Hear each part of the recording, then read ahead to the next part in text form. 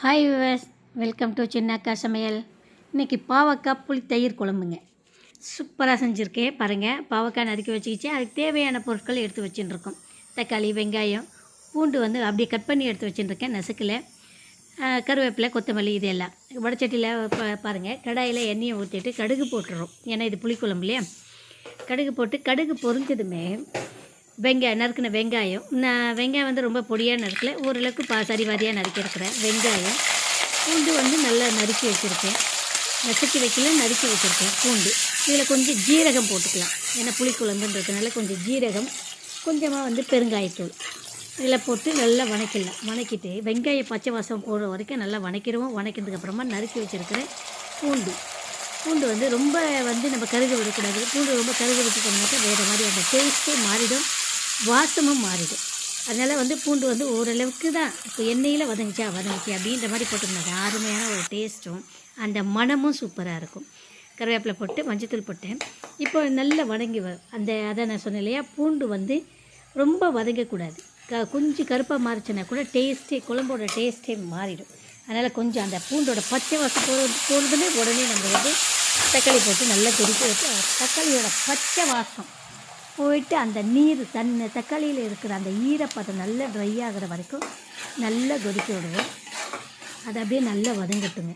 நல்லா வதங்கினதுக்கப்புறமா நான் பாகற்காய் இப்போ நான் குழம்பு உடனே மதியத்துக்கு உடனே ஆகணுன்னாக்கா ரொம்ப நேரம் வேக வச்சுட்டு இருந்தாக்கா டைம் ஆகுதுன்றதுனால நான் பக்கத்தில் குக்கரில் வேக வச்சுக்கிட்டேன். குக்கரில் வேக வச்சு அந்த தண்ணியெல்லாம் வீணாக்கலை, அப்படியே எடுத்து தான் நான் இதில் ஊற்ற போகிறேன். பாருங்கள், இப்போ தேவையான அளவுக்கு வெறும் மிளகாத்தூள், அதாவது நல்ல உரப்பு இருக்கிறதுக்காகவும் குழம்பு மிளகாத்தூள் வீட்டில் அரைப்போம் இல்லையா வழக்கமாக, அந்த குழம்பு மிளகாத்தூள் வீட்டு மிளகாத்தூள் போட்டு பயன்படுத்தியிருக்கேன். இதில் முதல்ல நம்ம புளிக்கரைசல் தான் ஊற்றிக்கிறோம். நான் மறந்து போய் தயிர் ஊற்றிட்டேன். புளிக்கரைசல் ஊற்றி புளியை நம்ம கொதிக்க வச்சு நல்லா ட்ரை பண்ணிட்டு அதுக்கப்புறமா தயிரை ஊற்றினோம்னாக்கா நல்லாயிருக்கும். இப்போவும் நல்லா தான் இருக்குது. என்னென்னா அந்த புளியும் தயிரையும் நம்ம ட்ரை பண்ணுறதுக்கு ரொம்ப நேரம் நம்ம கொதிக்க வைக்க வேண்டியதாக இருக்குது. அவ்வளோதான், வேறு ஒன்றும் இல்லை. மற்றபடி டேஸ்ட் அப்படியே தான் இருக்குது. சூப்பராகவும் இருக்குது. நீங்கள் செய்து சாப்பிட்டு பாருங்கள். இப்போ தயிரோட அந்த ஈரப்பதமும் போகிற வரைக்கும் நல்லா கொதிக்க வச்சுட்டேன். கொதிக்க வச்சதுக்கப்புறமா புளிக்கரைசல் கரைச்சி வச்சுருக்கேன் இல்லையா. கட்டாயம் பாகற்காய் குழம்புக்கு புளி இருந்தால் தான் அது டேஸ்ட்டே இல்லையா. புளிக்கரைசல் ஊற்றிட்டு அந்த புளியோட வாசம் நல்லா தெரியும். அது டேஸ்ட்டு பார்க்கும்போது கூட புளி பச்சை வாசம்ன்றது நமக்கு தெரியும். அந்த டேஸ்ட்டு போகிற வரைக்கும் நல்லா நம்ம அப்படியே அது சுண்ட அதாவது அந்த தண்ணி ஈரப்பதம் நல்லா இறுகிற வரைக்கும் நம்ம நல்லா கொதிக்க வச்சுக்கிட்டே இருப்போம். அப்படி நம்ம கொதிக்க வைக்கும்போது பார்த்திங்கனாக்கா இந்த மசாலாவோட டேஸ்ட் ரொம்ப சூப்பராக இருக்கும். சாப்பிட்றதுக்கு அவ்வளோ ஒரு சுவையாக இருக்கும்.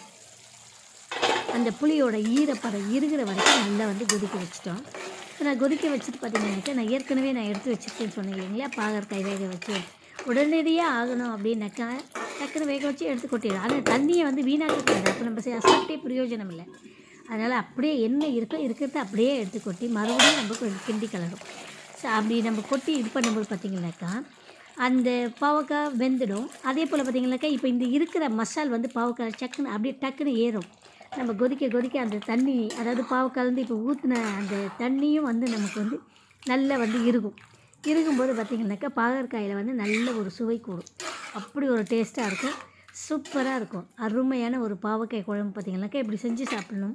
வாரத்துக்கு ஒரு முறையாவது கட்டாயம் நிறைய பேர் இது விரும்புறதில்லை, ஆனால் இது விரும்பி சாப்பிட்ணுங்க.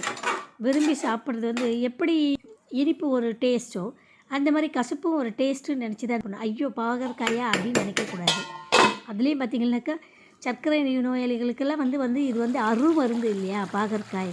சிலர் இதை வெறுமனையே அடித்து வெறும் வயிற்றில் மிக்ஸி ஜாரில் போட்டு நல்லா ஃபில்டர் பண்ணி அந்த தண்ணியை குடித்தோம்னா கூட நமக்கு உடலை அந்த ரத்தத்தை சுத்தகரிக்கும், ரீஃப்ரெஷ் பண்ணும். அந்த மாதிரி ஒரு நல்ல ஒரு இது பாகற்காய்க்கு உண்டுங்க.